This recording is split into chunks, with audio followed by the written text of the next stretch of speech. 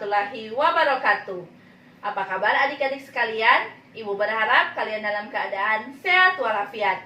Kembali lagi bersama Ibu Sarah dalam pelajaran Bahasa Indonesia. Aku cinta bahasa Indonesia. Pada pertemuan sebelumnya, kita telah membahas tentang struktur teks laporan hasil observasi serta perbedaan antara teks laporan hasil observasi dan teks deskripsi.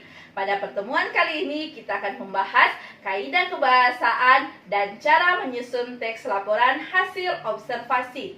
Perhatikan bagan berikut ini. Kaidah kebahasaan dalam teks laporan hasil observasi. Yang pertama, menggunakan frasa nomina yang diikuti penjenis dan pendeskripsi. Yang kedua, menggunakan verba relasional seperti ialah, merupakan, adalah, yaitu, digolongkan, termasuk, meliputi, terdiri atas, disebut, dan lain sebagainya.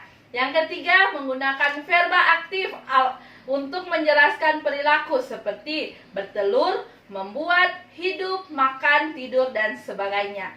Selanjutnya, yang keempat, menggunakan kata penghubung yang menyatakan seperti tambahan dan serta, perbedaan, berbeda dengan, persamaan, sebagaimana, seperti halnya, demikian halnya, hal demikian, sebagai hal yang sama. Pertentangan, sedangkan, tetapi, namun, melainkan, sementara itu, padahal, berbanding terbalik. Pilihan atau. Yang kelima, menggunakan paragraf dengan kalimat utama untuk menyusun informasi utama diikuti rincian aspek yang hendak dilaporkan dalam beberapa paragraf. Yang keenam, menggunakan kata keilmuan atau teknis seperti herbivora, degeneratif, osteoporosis, mutualisme, parasitisme, pembuluh vena, leukemia, sindrom, fobia, dan lain sebagainya. Selanjutnya, perhatikan bagan berikut ini.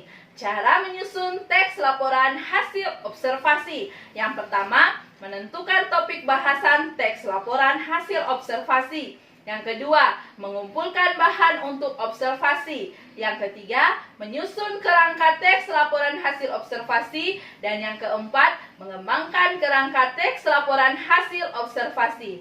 Selanjutnya, perhatikan bagan berikut ini. Langkah-langkah menyusun teks laporan hasil observasi.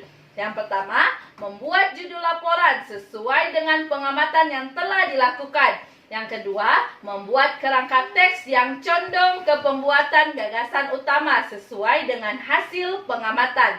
Yang keempat, menyusun teks berdasarkan gagasan utama yang telah dibuat.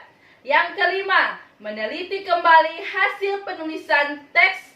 Jika ada kalimat janggal atau salah penulisan, segera perbaiki kalimat tersebut.